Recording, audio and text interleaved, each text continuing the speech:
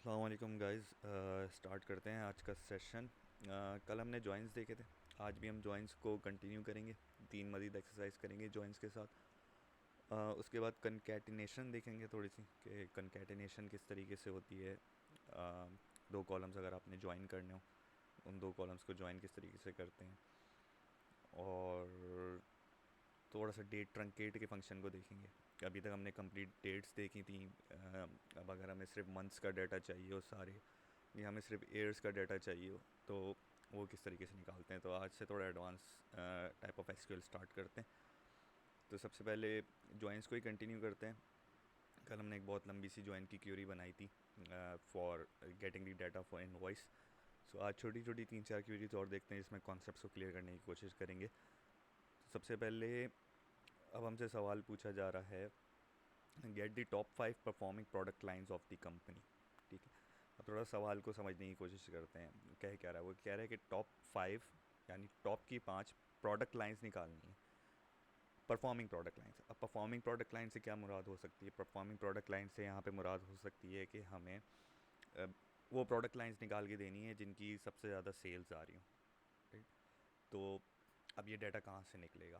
तो अगर हम दोबारा अपने स्कीमा को देखें, तो स्कीमा के अंदर प्रोडक्ट लाइंस तो प्रोडक्ट में अवेलेबल है, और सेल्स हमारे पास कहाँ से आ सकती है? सेल्स हमारे पास आ सकती हैं यहाँ से, ऑर्डर डिटेल से। ठीक, सो हमें ऑर्डर डिटेल से हम सेल्स निकालते हैं प्रोडक्ट की, प्रोडक्ट से प्रोडक्ट को ज्वाइन करते हैं, वहाँ से प्रोडक्ट लाइन उठाते हैं, प्रोडक्ट लाइन को फिर दोबारा प्रोडक्ट लाइन से जोड़ते हैं, और वहाँ से तमाम की तमाम प्रोडक्ट लाइंस आ जाएंगी। तो अब क्यूरी मैप देखते हैं, हमारी क्यूरी किस तरीके से मैप हुई है। हम जैसे कई बार निकाल चुके हैं टोटल सेल्स, तो हम सम निकालेंगे प्राइस ईच और क्वांटिटी का, हमारा सम सेल्स अमाउंट आ जाएगा। और उसके बाद हम प्रोडक्ट लाइन ले लेंगे प्रोडक्ट लाइन से। यहाँ पे जो हमने एक नई चीज़ आज आज देखनी है वो ये देखनी है कि कल तक जो हम क्यूरीज करते हुए आ रहे थे, उसके अंदर हमने टेबल का कंप्लीट नेम लिखा था। अगर ऑर्डर डिटेल्स थी तो ऑर्डर डिटेल्स पूरी लिखी थी, प्रोडक्ट्स थी तो प्रोडक्ट्स पूरे लिखे थे। ठीक है, लेकिन जिस तरीके से हम कॉलम कॉलम को एलियास दे सकते हैं, किसी भी कॉलम को अपने मर्ज़ी के नाम से डिनोट कर सकते हैं, उसी तरीके से हम टेबल को भी एलियास दे सकते हैं। तो टेबल को अगर आपने एलियास देनी है तो इसका सिंपल मेथड ये होता है कि आप फॉर्म की क्लॉज में जब टेबल का नाम लिखते हैं, तो उसके बाद उस पर स्पेस दे के आप कोई भी अपनी मर्ज़ी का छोटा सा नाम दे सकते हैं, और जितनी भी टेबल्स आप ज्वाइन करें उन सब के ऊपर ये एप्लीकेबल होगा। इसका फ़ायदा क्या होता है? इसका फ़ायदा ये होता है कि जब आप क्यूरी लिखने जाते हैं, तो आपको पूरा पूरा टेबल का नाम नहीं लिखना पड़ता, आप उसका शॉर्ट फॉर्म लिखते हैं और वही काम ही एलियास करता है। अभी तो हमारी क्यूरी छोटी है, जैसे कल हमने देखा, कल हमने एक बहुत लंबी क्यूरी लिखी थी, उसमें अगर हम एलियास यूज़ करते तो क्यूरी लिखना आसान हो जाता। इसी तरीके से नेक्स्ट क्लास में जब हम सी टी ई या कॉमन टेबल एक्सप्रेशंस की बात करते हैं, तो उसमें भी काफ़ी लंबी लंबी क्यूरीज बनती हैं, तो ये एलियास के कॉन्सेप्ट लिखना बहुत ज़रूरी है। ठीक है, तो अपने सवाल की तरफ चलते हैं। सवाल था, get the top 5 products of company, product line, performing product line of the company. Right, so इस क्वेरी को स्टार्ट करते हैं। सबसे पहले तो सेलेक्ट आएगा, इसके बाद प्रोडक्ट अमाउंट, सेल्स अमाउंट आ जाएगा, और जो टॉप 5 सेलिंग प्रोडक्ट होंगे उनकी product lines top 5 product lines होंगी। तो हम सम लेंगे सेल्स का। ठीक है, सो अब सेल्स कहाँ से आती है? अच्छा, पहले अब टेबल एलियास को समझाने के लिए मैं एक काम ही करता हूँ कि पहले नीचे फॉर्म की क्लॉज बना लेता हूँ। सो फॉर्म की क्लॉज अगर हम बनाएं, तो हमें ऑर्डर डिटेल्स टेबल चाहिए सबसे पहले, और इसको मैं एलियास दे देता हूँ ओ डी का। ऑर्डर डिटेल की शॉर्ट फॉर्म हम ओ डी रख लेते हैं। तो यहाँ पे हमारे पास बनेगा ओ डी यानी order details price each, right, into again quantity का कॉलम भी अगर हम देखें दोबारा अपने स्कीमा में आए, तो हमारी क्वांटिटी का कॉलम भी ऑर्डर डिटेल्स के अंदर ही अवेलेबल है। So this is quantity ordered, price each into O D यानी ऑर्डर डिटेल्स, क्योंकि हमने नीचे शॉर्ट फॉर्म दी है, order details dot quantity ordered. ये हमारा क्या था? ये हमारा था सेल्स अमाउंट। ठीक है, दूसरी हमें क्या चीज़ चाहिए? दूसरी हमें चाहिए प्रोडक्ट लाइन। अब प्रोडक्ट लाइन अगर मैं स्कीमा देखूं, प्रोडक्ट लाइन कहाँ से आ सकती है? प्रोडक्ट लाइन ऑर्डर डिटेल से अगर मैं प्रोडक्ट्स टेबल जोड़ दूँ तो मेरे पास प्रोडक्ट लाइन आ जाएगी। तो इसके बाद प्रोडक्ट टेबल जोड़ते हैं। तो प्रोडक्ट टेबल जोड़ने के लिए हमें चाहिए होगी product tables. So order details join products, इसको शॉर्ट फॉर्म दे देते हैं पीडी। ठीक। सो अब यहाँ पे मेरे पास क्या बनेगा, पीडी यानी प्रोडक्ट्स से प्रोडक्ट लाइन उठाओ और इसको आप दे दो प्रोडक्ट लाइन का नाम। ठीक है, यही दो चीज़ें हमें चाहिए थी। अब हम जॉइन की क्लॉज को कंप्लीट करते हैं। सो फ्रॉम ऑर्डर डिटेल से प्रोडक्ट टेबल जॉइन कर रहे हैं। यहाँ पे कॉमन की क्या है हमारे पास, product code to product code join होगा, यानी ओडी ऑर्डर डिटेल्स का प्रोडक्ट कोड जॉइन होगा पीडी यानी प्रोडक्ट्स के प्रोडक्ट कोड से। तो अब हम इसको आगे लिख लेते हैं, on OD dot product code is equal to PD dot product code. ठीक। सो अब यहाँ पे हम सम का फंक्शन लगा रहे हैं, यानी एक एग्रीगेट फंक्शन लगा रहे हैं। सो दैट मीन्स, और इसको प्रोडक्ट लाइन के अगेंस्ट सम कर रहे हैं। तो अब हमें क्या करना पड़ेगा, अब हमें ग्रुप बाय करना पड़ेगा ताकि प्रोडक्ट लाइन के अगेंस्ट सम आए। तो यहाँ पे फिर हम ग्रुप बाय करेंगे। कल भी ये मैंने बात बताई थी कि इंस्टेड ऑफ मैं पूरे कॉलम का नाम लिखूँ, मैं जब कॉलम नंबर 2 लिख सकता हूँ यहाँ पे। तो मेरा कॉलम नंबर 1 सेल्स अमाउंट का कॉलम है, कॉलम नंबर 2 प्रोडक्ट लाइन का कॉलम है। तो क्वेरी को शॉर्ट से शॉर्ट करने के लिए मैं ग्रुप बाय 2 कर देता हूँ। ठीक है, अब ये मेरे सारे की सारी प्रोडक्ट लाइंस के हिसाब से सेल्स का सम आ जाएगा। सवाल था टॉप 5 परफॉर्मिंग प्रोडक्ट, तो यानी कि मुझे इसकी ऑर्डरिंग भी करनी होगी। तो ऑर्डर बाय, अब ऑर्डर बाय किससे करें, ऑर्डर बाय डेफिनेटली हम सम से करेंगे, यानी कि पहले कॉलम से करेंगे और इसको डिसेंडिंग में रखेंगे। क्योंकि हमें टॉप 5 चाहिए तो इस पर हमें लिमिट भी लगानी पड़ेगी 5 की। सो अगर स्पेलिंग मिस्टेक नहीं होती तो एक क्वेरी चल जानी चाहिए, और ऐसा होता नहीं है कि हमारे पास स्पेलिंग मिस्टेक ना है। सो हमारे पास स्पेलिंग मिस्टेक आ रही है प्राइस ईच की। सो अब क्वेरी को थोड़ा सा एनालिसिस करते हैं। इसने सेल्स अमाउंट निकाल दिया और सेल्स अमाउंट के हिसाब से उसने प्रोडक्ट लाइन जोड़ दी और टॉप 5 प्रोडक्ट लाइंस निकाल के दे दी। तो इस क्वेरी को ट्राई करें अपने पास और देखें हो रही कि नहीं।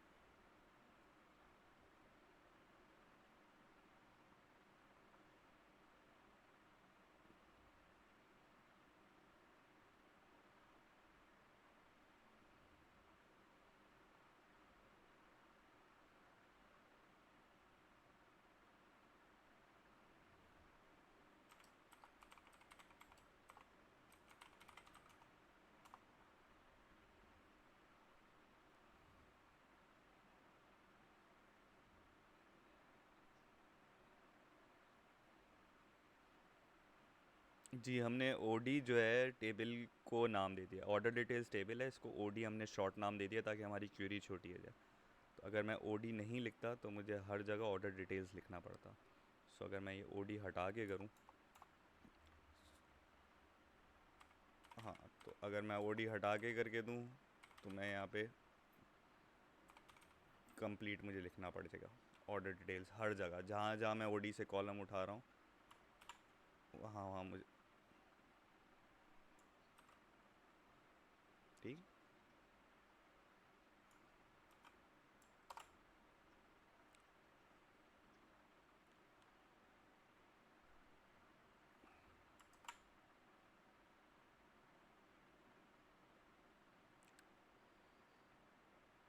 अच्छा, अब नेक्स्ट क्वेश्चन देखते हैं। नेक्स्ट क्वेश्चन वो हमसे बोल रहा है कि जिस तरीके से हमने टॉप परफॉर्मिंग प्रोडक्ट लाइंस निकाली थी। जी।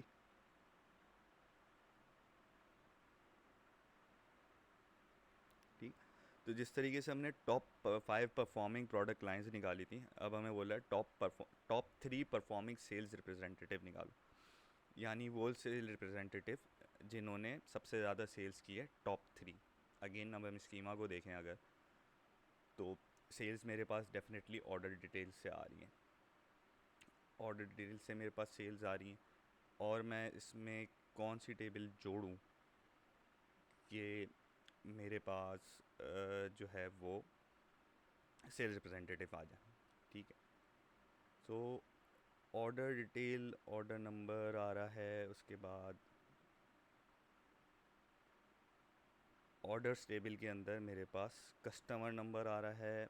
कस्टमर नंबर से अगर मैं कस्टमर टेबल पे जाऊं, तो यहाँ पे मेरे पास सेल्स रिप्रेजेंटेटिव का एम्प्लॉय नंबर आ रहा है।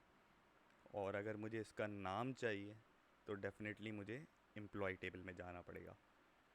सो अब मेरे पास यहाँ पे तकरीबन 3-4 टेबलें जुड़ के क्यूरी बन सकती है कि सबसे पहले मैं ऑर्डर डिटेल से तमाम की तमाम ऑर्डर्स की अमाउंट निकालूं।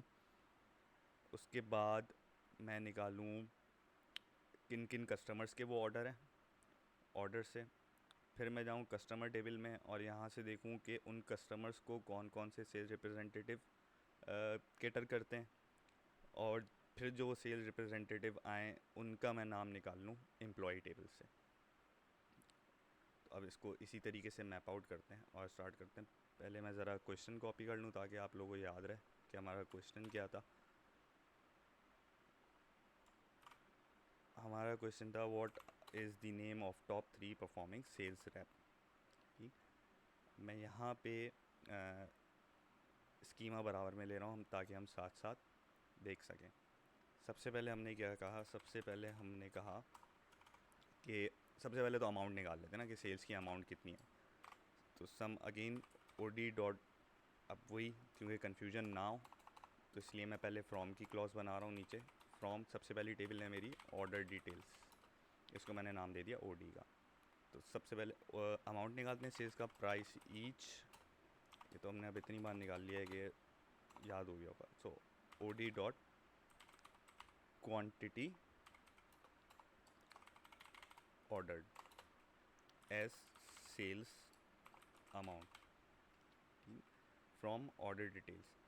अच्छा, अब क्योंकि मुझे इस पे ऑर्डर्स जोड़ना है ताकि मैं ऑर्डर से कस्टमर नंबर निकाल सकूं, तो ऑर्डर्स मैं जोड़ सकता हूं order number two order number. Order detail में भी ऑर्डर नंबर है और ऑर्डर्स में भी ऑर्डर नंबर है।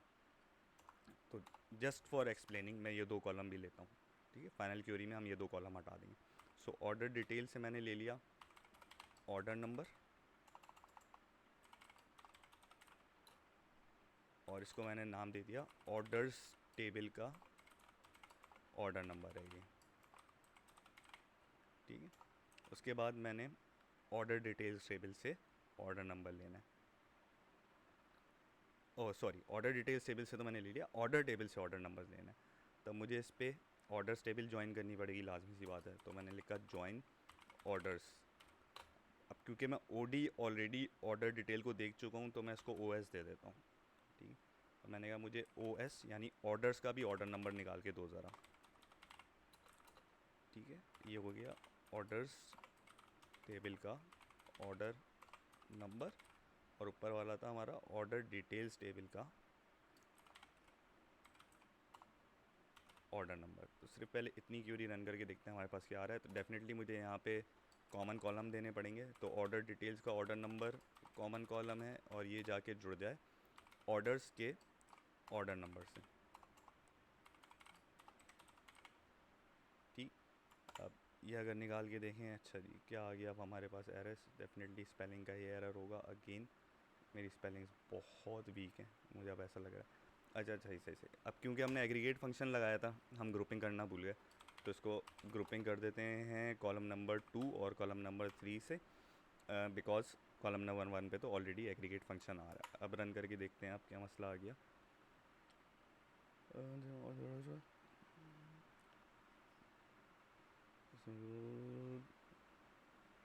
स्क्वेल लाइन अच्छा ये एरर का तरीका है। अगर हम इसको देख लें कहाँ पे हमारे पास एरर आ रहा है, 2 and 3 लाइन नंबर 8 में फ़र्क आ रहा है। ग्रुप यहाँ पे हमने बाय नहीं लगाया हुआ।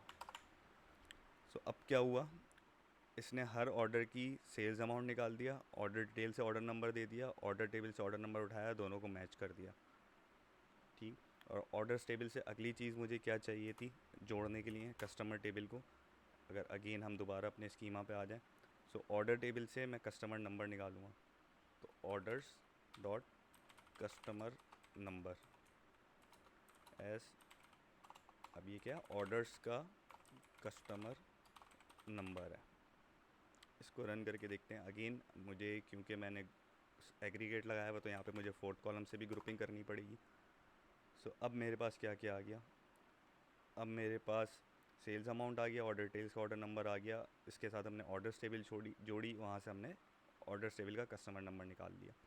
मुझे इवेंचुअली पहुंचना है एम्प्लॉयज़ टेबल पे, तो कस्टमर टेबल से कस्टमर नंबर जोड़ दिया। यहाँ से मुझे इन्फॉर्मेशन क्या चाहिए, मुझे यहाँ से सेल्स रेप का एम्प्लॉय नंबर चाहिए, कौन से कस्टमर को कौन सा एम्प्लॉय नंबर ट्रीट कर रहा है।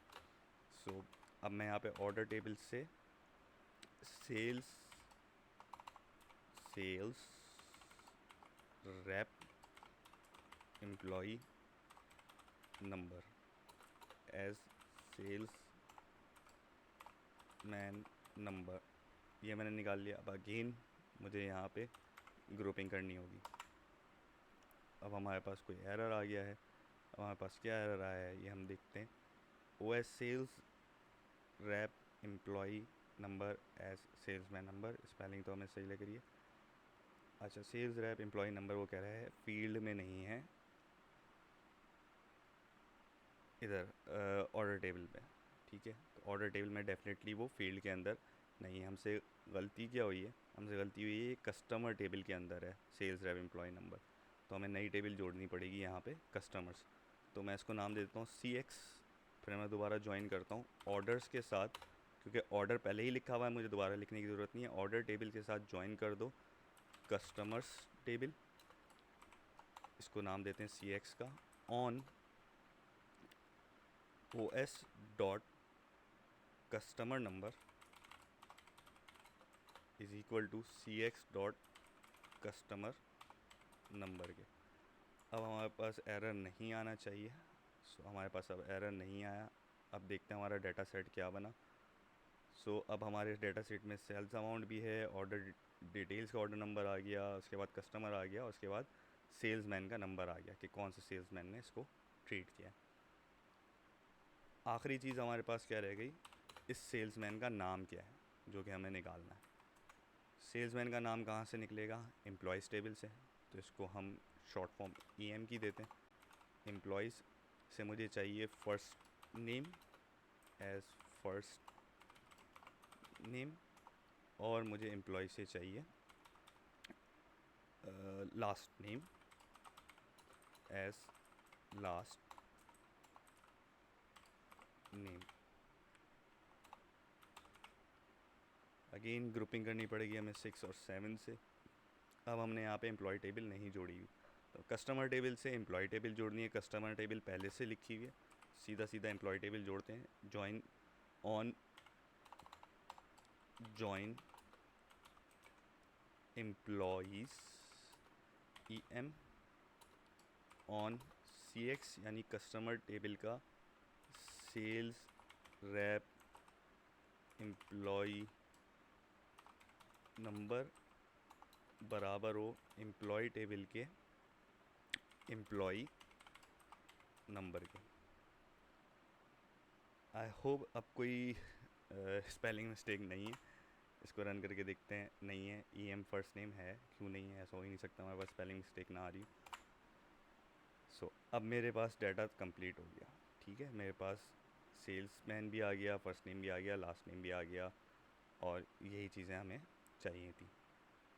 अब चक्कर गया, उसने कहा था टॉप 3। ठीक है, टॉप 3। अब मैं अपनी क्वेरी पे दोबारा जाऊँ, उसने मुझे कहा टॉप 3 परफॉर्मिंग एम्प्लॉय या सेल्समैन नंबर। तो सिर्फ हमें सेल्समैन का नाम, फर्स्ट नेम लास्ट नेम और सेल्समैन का एम्प्लॉय नंबर चाहिए इस क्यूरी में, बाकी हमें सेल्स चाहिए और कुछ भी नहीं चाहिए। ठीक। अब हम क्या करते हैं, हमें इस सारे डाटा की ज़रूरत नहीं है। ठीक। ये मैंने सिर्फ आपको एक्सप्लेन करने के लिए लिखा था कि किस तरीके से क्यूरी बनी है। मैं इसको डिलीट कर दूं अगर, और अब मैं इसको ग्रुप बाय कर दूं 2 3 से, तो देखते हैं क्या होता है। ये आ गए, सारा डाटा उड़ गया, हमारा सिर्फ काम का डाटा आ गया। क्यूरी उसी तरीके से चली क्योंकि जॉइन में सीक्वेंस वही बनी हुई थी। अगेन अब इसको सॉर्ट करते हैं। उसने कहा टॉप 3 चाहिए, तो मैं ऑर्डर बाय कर लूँ 1 से डिसेंडिंग और लिमिट लगा दूँ 3 की। तो मेरे पास order by top 3 performing salesman के नाम आ गए।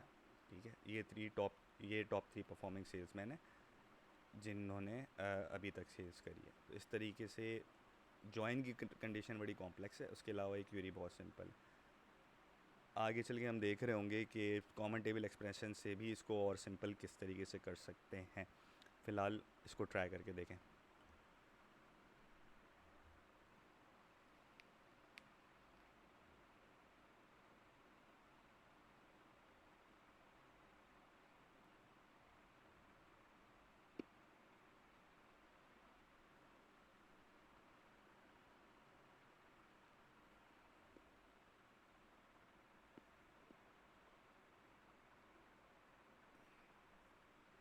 अच्छा, अगर किसी के पास एरर आ रहा हो तो ये क्यूरी मैं सेलेक्ट पे पेस्ट भी कर रहा हूँ, आप वहाँ से भी कोड देख सकते हैं।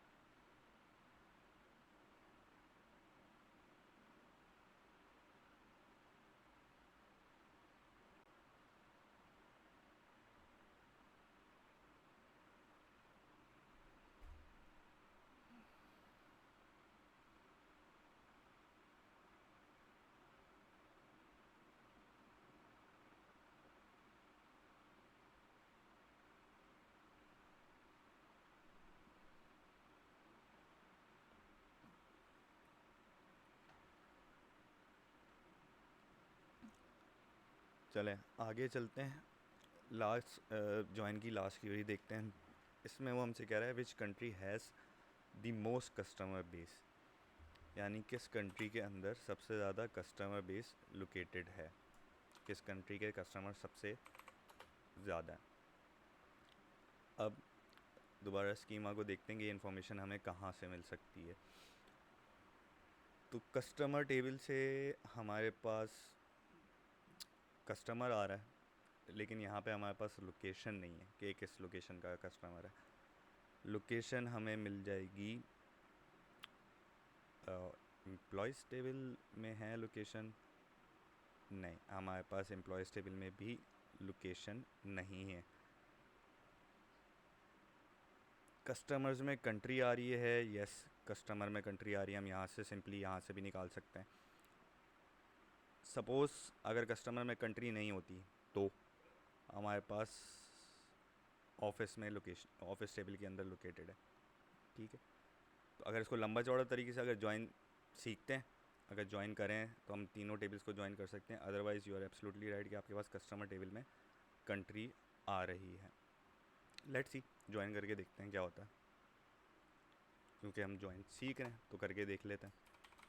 तो select count X customer number as number of customers, और अगर हम डायरेक्ट सी एस टेबल से कंट्री निकालें from customers C X group by 2 order by 1 again descending. So हमारे पास आ गई यूएसए के अंदर सबसे ज़्यादा कस्टमर है, ठीक है। ये तो सिंपल कस्टमर टेबल से आ गया। अगर इसको लंबे चौड़े तरीके से लेट सपोज ज्वाइन की प्रैक्टिस वाले तरीके से निकालना था कि देखते हैं ज्वाइन करके, तो हमें ऑफिसेज़ में कंट्री मिलेगी, अगली कंट्री हमें ऑफिसेज़ में मिल रही है। सो मैं यहाँ पे ले लेता हूँ सी एक्स कंट्री की जगह मैं ले लेता हूँ ऑफिसेज़ की कंट्री एस कंट्री। अगेन अब मुझे क्या लंबा चौड़ा ज्वाइन लगाना पड़ेगा। तो सबसे पहले मैं इसमें एम्प्लॉयज़ टेबल ज्वाइन करूँ, E M P on C X dot sales rep employee number is equal to E M P dot employee number. उसके साथ फिर मैं अब ऑफिसेज़ ज्वाइन करूँगा, offices O F I on employees dot office code होगा, I think office code ही है हमारे पास, ऑफिस कोड और ऑफिस का भी ऑफिस कोड है। यहाँ पे हम गड़बड़ी कर रहे हैं, ऑफिसेज होगा ये dot O F I dot office code group by 2। अब इसको चल जाना चाहिए, क्या गड़बड़ आ रहा है। और अब डिसेंडिंग 10 लाइन 4 में कोई एरर है, लाइन 4 में क्या एरर है, लाइन 4 में कोई एरर नहीं। CX country customer join employee on cx.sales you have SQL check the manner service origin right। हमने कहीं पे डॉट लगा दिया है, कहाँ लगा दिया है, इस कोड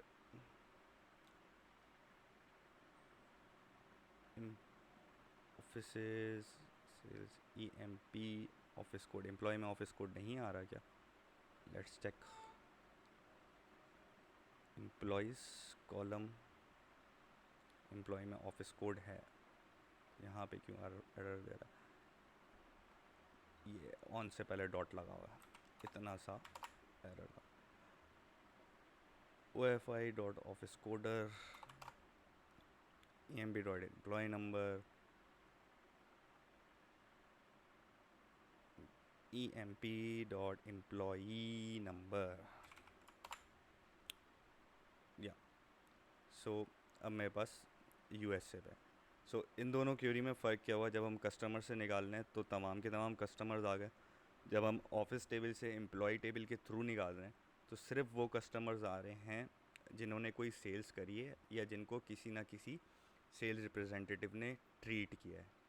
अगर किसी सेल्स रिप्रेजेंटेटिव ने ट्रीट किया होगा तो सेल्स रिप्रेजेंटेटिव आईडी आ रही होगी, यानी इन्होंने कोई ऑर्डर किया होगा। जब कोई ऑर्डर किया होगा तो सेल्स रिप्रेजेंटेटिव ने ट्रीट किया होगा। जब सेल्स रिप्रेजेंटेटिव ने ट्रीट किया तो वो जाके किसी ना किसी ऑफिस का एम्प्लॉय होगा, तो वहाँ से ऑफिस कोड आएगा, तो उस ऑफिस कोड से कंट्री आएगी। तो ये दो फ़र्क हैं। दोनों तरीके से क्यूरी निकल सकती है, दोनों जवाबात सही हैं, बट डिपेंड्स कि आपको इन्फॉर्मेशन क्या चाहिए। सारे वो कस्टमर जिन्होंने सेल्स करी या सिर्फ वो कस्टमर्स जो खाली रजिस्टर्ड है, राइट। सो अगेन ये कोड मैं पेस्ट कर रहा हूँ स्लैक पे, इसको ट्राई कर लिएगा। सिंपल सी क्यूरी है, दोनों तरीके सही हैं। आगे चलते हैं। अब हमारे पास आ जाता है डेट ट्रंकेट। डेट ट्रंकेट का मुराद ये है कि किसी भी चीज़ को काट के छोटा करना या लिमिट करना, ठीक है। अभी तक जितनी भी डेट रेंजेस हमने देखी हैं वो हम बिटवीन क्लॉज से कर रहे होते थे या greater than less than operators के दरमियान कर रहे होते हैं, और एक सीरीज़ ऑफ डेट पे कोई भी डाटा निकाल रहे होते थे। अगर मेरे पास ऐसी कंडीशन आ जाए या ऐसी चीज़ आ जाए कि मुझे बोला जाए कि यार मंथ बाय मंथ डाटा निकाल के दो, यानी पहले मंथ का, फिर दूसरे मंथ का, फिर तीसरे मंथ का, फिर चौथे मंथ का, तो किस तरीके से करेंगे। तो इसके लिए अगर आप पोस्टग्रेस एसक्यूएल यूज़ कर रहे हैं, अगर आपका डेटाबेस पोस्टग्रेस का है तो उस पर ऑलरेडी एक डेट ट्रंकेट का फीचर या फंक्शन होता है। माई एसक्यूएल के अंदर डेट ट्रंकेट अवेलेबल नहीं होता। तो माई एसक्यूएल के अंदर फिर डेट को किस तरीके से हम ट्रंकेट करते हैं, फिर हम डेट पार्ट यूज़ करते हैं। डेट पार्ट क्या है, अगर मुझे पूरी डेट में से सिर्फ एयर वाला पार्ट निकालना है तो मैं एयर मेंशन करके डेट मेंशन कर दूँ, मेरे पास एयर आ जाएगा। अगर मुझे मंथ निकालना है, मैं मंथ मेंशन करके डेट मेंशन कर दूँ, सिर्फ मंथ आ जाएगा। और डे निकालना है तो मैं डे मेंशन कर दूँगा। सो एक कंडीशन लेके चलते हैं कि हमसे ये कहा गया कि यार एयर वाइज ऑर्डर काउंट निकाल दो, कितने आ रहे। तो एयर वाइज ऑर्डर काउंट निकालें, अगर हम air wise order count, sorry, air wise order count निकालना। अब सबसे पहले select count order number S total orders from orders. इसको रन करके देखते हैं हमारे पास क्या आ रहा है। सो हमारे पास 326 टोटल ऑर्डर हैं। जितने भी ऑर्डर्स आज तक इस कंपनी में हुए हैं वो 326 ऑर्डर हैं। ये हमने शायद लास्ट क्लास में भी ये क्यूरी निकाली थी। अगर हम अब ऑर्डर टेबल को देखें तो ऑर्डर टेबल के अंदर हमारे पास ऑर्डर डेट आ रही है जिसके थ्रू हम एयर वाइज निकाल सकते हैं, ठीक। अगर मैं यहाँ पे सिंपल डेट लेके चलूँ, मैं ऑर्डर डेट एस पीरियड, तो क्योंकि मेरे पास एग्रीगेट फंक्शन लगा हुआ है तो मुझे ग्रुपिंग लाजमी करनी पड़ेगी। Group by one order date,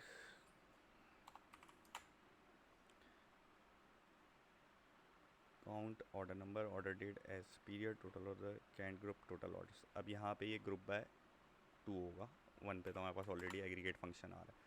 इस कंडीशन के अंदर इसने डे वाइज मुझे ऑर्डर का टोटल करके दे दिया, ठीक। आसानी के लिए इसको ज़रा ऑर्डर बाय 1, ऑर्डर बाय 2 भी कर लेते हैं तो आपको सीरीज़ में दिख जाएंगे।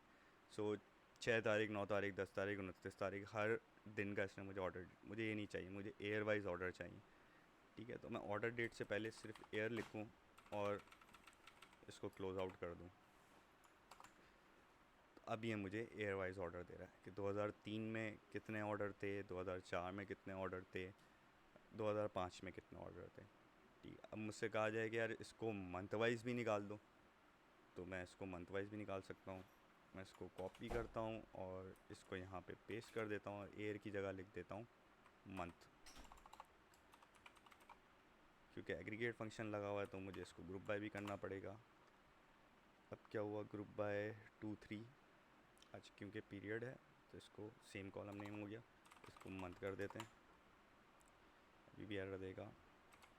टी मंथ, अब क्या है सर, क्या only full group by 2 3 order by 2। सो ये मेरे पास अब मंथ वाइज और एयर वाइज तमाम के तमाम ऑर्डर्स आ गए। ठीक, अब अगर डे वाइज भी करने हो तो इसी को कॉपी करें, इसी को पेस्ट कर दें और मंथ की जगह डे लिख लें तो आपके पास डे वाइज आ जाएंगे। राइट, अगेन 4 और टी डे। सो ये डे वाइज आ गए। छठा दिन पहले महीने का, यानी इससे पहले के कोई ऑर्डर नहीं हुए होंगे। एक चीज़ जो यहाँ पे नोट करने की है, वो नोट करने की ये है कि अगर मैं यहाँ से इस क्वेरी से एयर का कॉलम निकाल देता हूँ तो क्या होगा।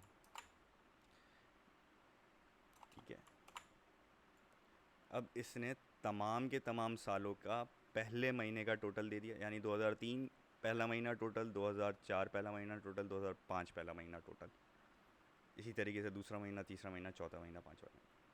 तो ये तमाम महीनों का सम कर रहा है।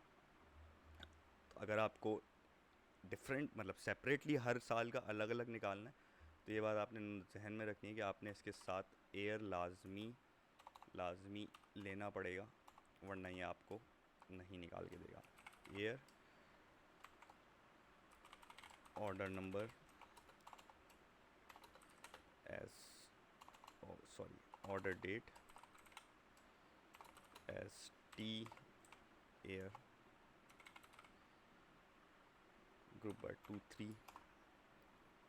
अब ये हर एयर के हर मंथ का सेपरेटली निकाल के दे रहा है। सो ये कंडीशन आपको अपने जहन में रखनी होगी कि किस तरीके से करना है। ऑर्डर बाय 2 और इसको मैं ऑर्डर बाय 3 भी कर दूँ तो मंथ भी मेरे पास सीरीज़ में आ जाएंगे। ठीक है, ये छोटी सी क्यूरी है, इसको ज़रा ट्राई कर लें।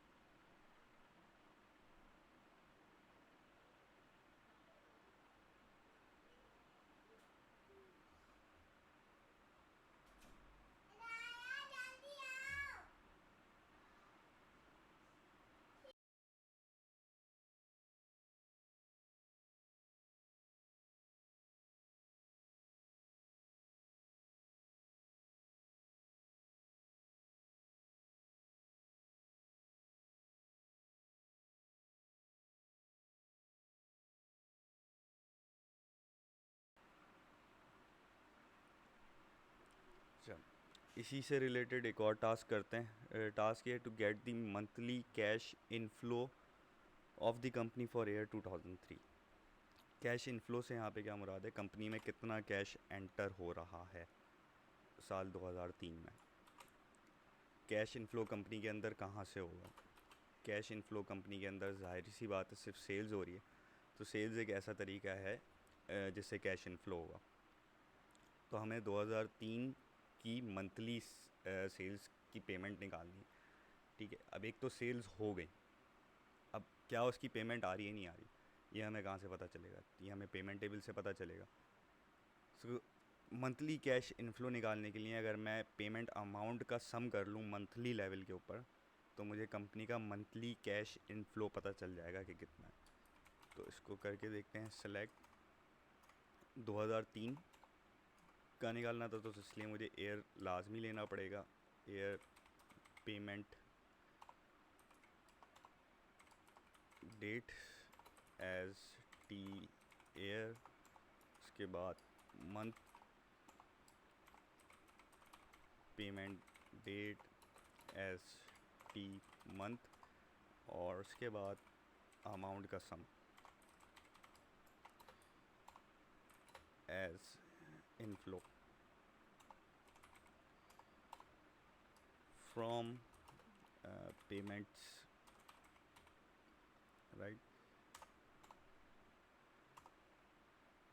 अब क्योंकि एग्रीगेट फंक्शन लगा हुआ है तो हमें ग्रुप बाय भी करना पड़ेगा 1 और 2। इसको ऑर्डर बाय भी कर लेते हैं ताकि एक सीक्वेंस में आ जाए, मंथ की सीक्वेंस में आ जाए। अब एक चक्कर क्या होगा, ये मुझे सारे सालों का दे देगा, ठीक है। मुझे सिर्फ कहा था 2003 का चाहिए, तो इसमें लाजमी तौर पे मुझे वेयर की क्लॉज भी यूज़ करनी पड़ेगी। तो वेयर पेमेंट डेट बिटवीन 2003 0101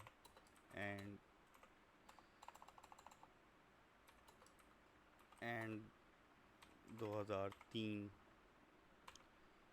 12/31 करके देखते हैं। अब हमारे पास सिर्फ 2003 का डेटा आना चाहिए। तो हमारे पास 2003 के कैश इनफ्लोज आ गए पेमेंट की सूरत में कि कंपनी को कितनी पेमेंट्स मंथली रिसीव हुई हैं। That will be called inflow. एक तरीका और करके देखते हैं कि अगर हम वेयर की क्लॉज में भी एयर लगा देते हैं, let's say where year payment date is equal to 2003। अब क्या होता है, ये यहाँ पे नहीं कर रहा, लेकिन अगर आप पोस्टग्रेस के अंदर, ये माइस्क्यूएल है, पोस्टग्रेस के अंदर अगर ये कंडीशन लगाएंगे, ये कंडीशन रन हो जाती है, ठीक है। वहाँ पे आप डेट ट्रंकेट के ऊपर भी फ़िल्टरिंग कर सकते हैं, but since it is MySQL तो ये कंडीशन नहीं ले रहा, राइट। सो जैसे जैसे हम एडवांस क्यूरीज़ में आगे जाते जाएंगे, जो एक स्टार्टिंग में सवाल आया था कि क्या एसक्यूएल रहेगी इवेंचुअली परपेचुअली, तो एसक्यूएल रहेगी। जैसे जैसे नए डेटाबेसेस आते जाते हैं उनके साथ कुछ एडिशनल फंक्शनैलिटी आती रहती है, लेकिन मेन बेसिक एसक्यूएल आपकी वहीं पे रहती है। तो ये जो काम हमने माइस्क्यूएल के अंदर किया है, इसी तरीके से पोस्टग्रेस में भी हो सकता है इन्हीं स्टेटमेंट्स के साथ, बट उसकी और एडवांस फॉर्म या उसकी और बेहतर फॉर्म जो है वो डेट ट्रंकेट का फंक्शन है पोस्टग्रेस के अंदर।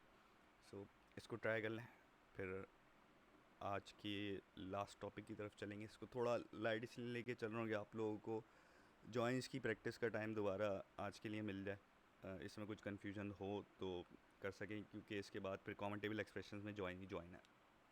तो इसको ट्राई करें, देखें आपसे हो रहा है नहीं।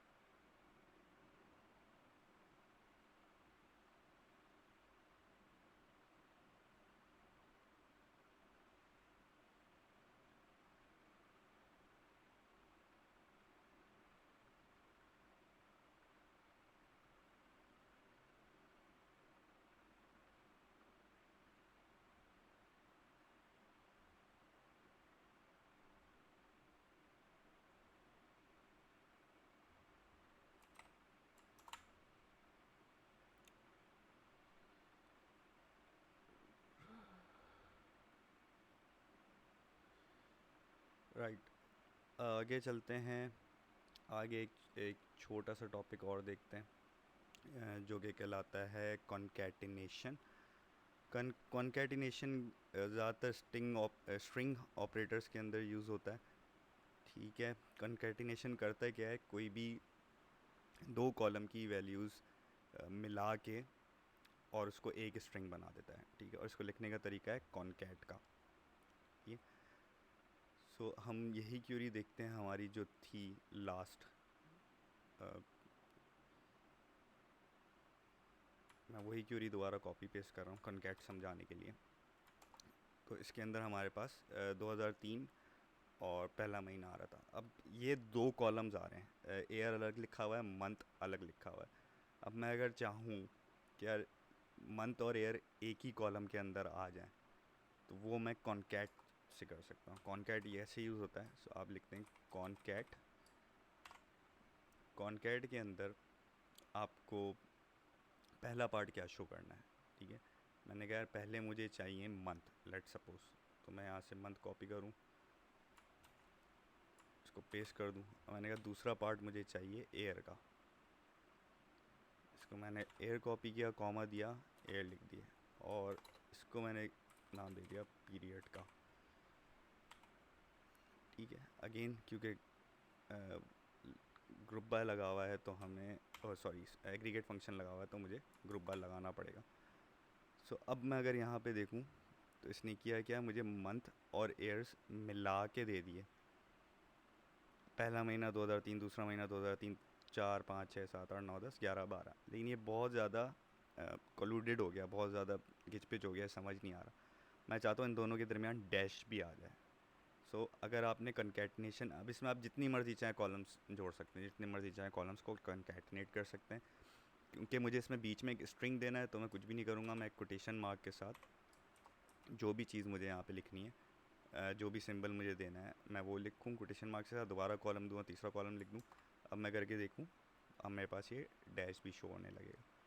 सो इस तरीके से आप कॉन्कैटिनेशन कर सकते हैं। एक से दो, तीन, चार, जितने भी कॉलम्स हैं आप उनकी कॉन्कैटिनेशन कर सकते हैं। तो एक ये कॉन्कैट भी करके देख लें क्विकली। और मैंने आज का जो है वो सेशन छोटा रखा था, मुझे लग रहा था कि हमें जॉइंस में ज़्यादा टाइम लगाना पड़ेगा, बट जॉइंस हमारे क्विकली कवर हो गए। तो हम एक और बोनस टॉपिक आज डिस्कस कर लेते हैं। ये टॉपिक आगे कोर्स या नोट्स में नहीं है, लेकिन समझना ज़रूरी है अगर कभी काम आ जाए, जो कि है सब क्वेरीज़ का। जो काम हमने जॉइन से किया, इसका कुछ काम आप सब क्वेरीज से भी कर सकते हैं। तो उसको देखते हैं कि सब क्वेरीज किस तरीके से लिखते हैं।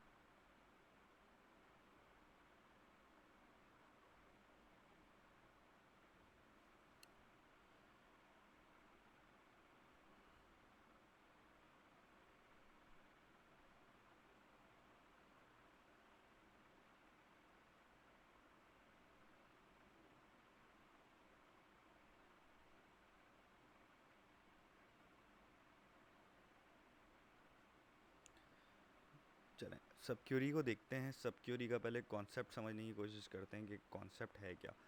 तो उसके लिए केस लेके चलते हैं कि यार मुझे चाहिए ऑर्डर नंबर्स, ठीक है। तमाम उन लोगों के ऑर्डर नंबर चाहिए जो कस्टमर्स मेरे यूएसए के अंदर हैं। मगर मैं स्कीमा देखूं तो मुझे ऑर्डर नंबर चाहिए तमाम उन कस्टमर्स के जो कि यूएसए के अंदर है। तो एक काम तो मैं ये कर सकता हूँ कि मैं कस्टमर टेबल्स को ज्वाइन करूँ और कस्टमर टेबल को ज्वाइन करके कस्टमर टेबल पे फ़िल्टर लगा दूँ जहाँ पे कंट्री सिर्फ यूएस से आ रही हो, ठीक है। पहले इसको इस तरीके से करके देखते हैं। सो क्यूरी खोलते हैं। अच्छा, इस टॉपिक का नाम है सब क्यूरी, या इसको आप नेस्टेड क्यूरी भी कह सकते हैं, ठीक। Select order. अच्छा, क्योंकि मैं ज्वाइन कर रहा हूँ तो मुझे टेबल देनी पड़ेगी, तो O D order number as order number. उसके बाद मुझे चाहिए कस्टमर से कंट्री, ठीक। तो फ्रॉम ऑर्डर्स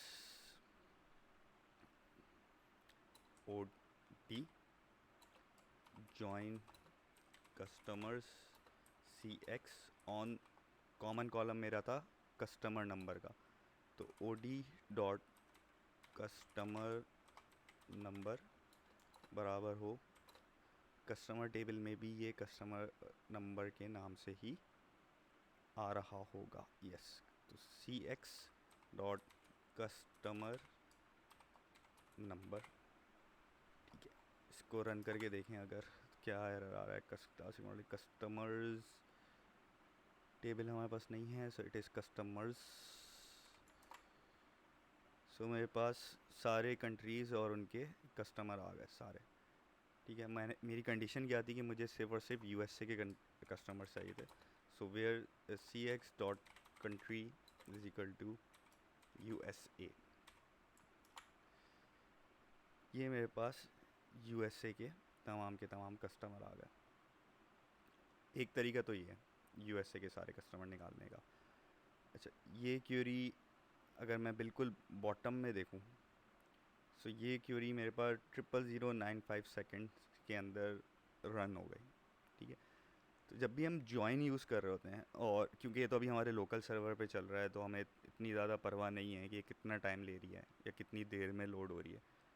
सो जब आप प्रोडक्शन सर्वर पे काम कर रहे होते हैं या डेटा वेयर हाउस पे काम कर रहे होते हैं या एनालिटिकल सर्वर पे काम कर रहे होते हैं, तो वो एक रिमोट सर्वर होता है। वो आपके पास या तो अमेज़ॉन का AWS का कोई सर्वर होगा, या गूगल की बिग क्वेरी होगी, या कोई भी XYZ स्नोफ्लेक का कोई डेटाबेस हो सकता है।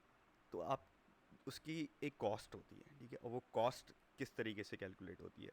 अमूमन वो कॉस्ट कैलकुलेट होती है सर्वर अप टाइम के ऊपर, कि आप कितनी देर सर्वर की प्रोसेसिंग पावर यूज़ कर रहे हो, या कितनी इंस्टेंस, कितनी बार एक क्यूरी रन कर रहे हो। जितनी बार आप उस सर्वर की प्रोसेसिंग पावर यूज़ करोगे, उतनी उसकी कॉस्ट या बिलिंग बढ़ती जाती है, ठीक है। इस कंडीशन के अंदर ज्वाइन जो होता है, join is the most expensive operation for a database. तो अगर आप कभी भी कोई टेबल्स ज्वाइन करते हो, जैसे हमने, अगर आपको याद हो कि इनवॉइस की डिटेल्स निकालने के लिए जब टेबल्स ज्वाइन की थी, तो हमने कोई 5-6 टेबल एक साथ ज्वाइन की थी। सो वो बहुत ज़्यादा टाइम ले लेती हैं, ठीक है। तो जब हम प्रोडक्शन के ऊपर या लाइव इन्वायरमेंट में काम कर रहे होते हैं, तो जो भी डाटा इंजीनियरिंग की टीम होती है, डेवऑप्स की टीम होती है, वो बार बार एनालिस्ट एक रिक्वेस्ट ये कर रही होती है सॉरी, एक रिक्वेस्ट ये कर रही होती है कि यार अपनी क्यूरीज़ को ऑप्टिमाइज़ करें, अपनी क्यूरी को ऑप्टिमाइज़ करें। दैट मीन्स कि अपनी क्यूरी का रन टाइम कम करें ताकि कॉस्ट कम आए सर्वर के ऊपर, ठीक है। तो जनरली जो टेक्निक ज़्यादातर यूज़ की जाती हैं वो ये कि यार जॉइंस को एलिमिनेट करो, टेबल्स के अंदर से जॉइंस एलिमिनेट करो, ठीक है। अब क्योंकि टॉपिक छिड़ गया तो इसको थोड़ा सा और डिस्कस कर लेते हैं। तो अब बिल्कुल स्टार्ट में अगर याद हो तो हमने दो तरह के डेटाबेसेस पढ़े थे। एक हमने पढ़ा था OLTP और एक हमने पढ़ा था OLAP, OLAP और OLTP। OLTP और OLAP में फ़र्क क्या होता है, ठीक है। OLTP यानी ऑनलाइन ट्रांजैक्शनरी प्रोसेस डेटाबेस, जो कि ट्रांजैक्शनरी डाटा के लिए इस्तेमाल होता है। तो अगर मैं जिस डेटाबेस पे हम अभी काम कर रहे हैं, इसमें हर फील्ड की या हर डिटेल की या हर इनपुट की एक अलग टेबल बनी हुई है, कस्टमर्स की अलग टेबल है। तो मुझे अगर ऑर्डर्स के साथ कस्टमर सपोज़ जोड़ने हैं, तो मैं ऑर्डर के साथ कस्टमर ज्वाइन करूँगा और फिर ब्ला ब्लास के साथ ज्वाइन करता रहूँगा, तो ये ट्रांजैक्शनरी डाटा इस पे स्टोर होता है। लेट सपोज़ कि आप एक एनालिस्ट हो, आपको डाटा एनालाइज करना है, ठीक है, और आप कंटिन्यूसली ये एनालिसिस परफॉर्म करते हो और आप ज्वाइन पे ज्वाइन लगाते रहते हो, it is an inefficient process, ठीक है। तो इससे फिर नॉर्मलाइजेशन और डी नॉर्मलाइजेशन का कॉन्सेप्ट आता है। डी नॉर्मलाइजेशन में हम करते हैं कि हम ये सारी टेबल पहले से ही एक ज्वाइन करके एक और टेबल बना देते हैं। हम ऑर्डर टेबल के साथ कस्टमर टेबल ज्वाइन कर दें, एक क्यूरी रिजल्ट जो है उसको एक टेबल के नाम से सेव कर दें और उसको हम ले जाके स्टोर करते हैं ओ लैब के अंदर। ओ लैब क्या होता है? आपका एनालिटिकल डेटाबेस होता है, ठीक है। तो इसलिए उस पर फिर सर्वर टाइम कम लगता है। दूसरा तरीका जो यहाँ पे ऑप्टिमाइजेशन का हो सकता है वो ये हो सकता है कि मैं एक सब क्यूरी लिख लूँ, ठीक है। सब क्यूरी किस तरीके से काम करेगी? मैं वेयर के अंदर एक ऐसी कंडीशन दे दूँ जिससे तमाम का तमाम डाटा फ़िल्टर हो जाए, तो मुझे टेबल ज्वाइन करने की ज़रूरत नहीं पड़ेगी, ठीक है। तो अब एक सब क्यूरी लिख, इसी चीज़ की, इन्हीं ऑर्डर नंबर की एक सब क्यूरी लिख के देखें अगर, तो इस तरीके से होगी कि select order number from orders, हमारे पास ऑर्डर टेबल है, ऑर्डर्स वेयर, अब कौन से ऑर्डर नंबर चाहिए? मैंने कहा ऐसे ऑर्डर नंबर जिनकी कंट्री यूएस से हो। तो हमने पहले ज्वाइन किया था, हमने कहा वेयर ऑर्डर नंबर इन के बाद अब यहाँ पे मैं एक और क्यूरी लिख दूँ। उस क्यूरी में मैं सिर्फ वो ऑर्डर नंबर या वो कस्टमर सेलेक्ट कर लूँ जो कि यूएसए के कस्टमर हो। तो सॉरी, यहाँ पे कॉमन की हमारे पास कस्टमर नंबर थी, सो ऑर्डर टेबल से कस्टमर नंबर इन ये किसके बराबर हो? अब मेरी दूसरी क्यूरी शुरू हो गई, select customer number from customers where country is equal to USA. यहाँ पे मैंने सब क्यूरी कर दी क्लोज, ठीक है। अब इसको रन करके देखते हैं हमारे पास क्या आता है। सो यहाँ पे मेरे पास 10124, अगर मैं पिछली क्यूरी में देखूँ 10124, 10278, 10346, 10278, तो मेरे पास सेम डाटा निकल के आया है दोनों क्यूरीज से, ठीक है। ये सब क्यूरी, ये मेथड सब क्यूरी का कहलाता है। तो अगर मैं सिर्फ इतनी कंडीशन को क्यूरी करके देखूँ, मैंने सिर्फ इतनी कंडीशन को अगर मैं क्यूरी करूँ, तो ये सारे मुझे वो कस्टमर नंबर निकाल देगा। ये मैंने कॉपी किया, मैं एक और क्यूरी बनाता हूँ, मैं इस क्यूरी को रन करके देखता हूँ। सो इसने मुझे सारे यूएसए के कस्टमर नंबर निकाल दिए।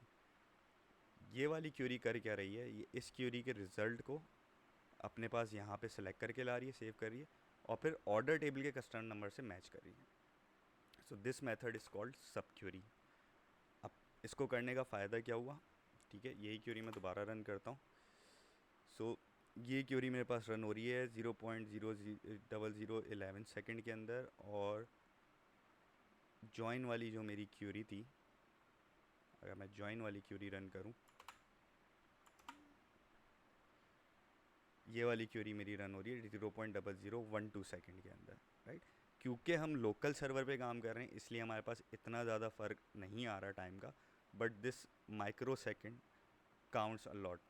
सपोज़ कि एक क्यूरी आप 1 लाख बार रन कर रहे हैं दिन के अंदर, तो ये पैनी पैनी पैनी करके कई $100 बन जाते हैं डेली के, जो आपको काउंट करता है। तो जब भी आपको क्यूरी ऑप्टिमाइज़ करनी हो तो कोशिश करें कि अगर आप उसको सब क्यूरी में कन्वर्ट कर सकते हैं जॉइन के बजाय, तो उसको सब क्यूरी में कन्वर्ट कर दें, ठीक है।